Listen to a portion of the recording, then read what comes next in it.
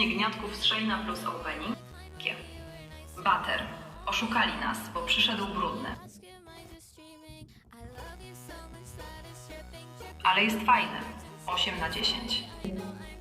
Następnie mamy gniotka, którego zrobiliśmy sami, ale nie jest fajny. Potem mamy dumplinga. O wow, trafił nam się biały. Jest świetny. 9 na 10.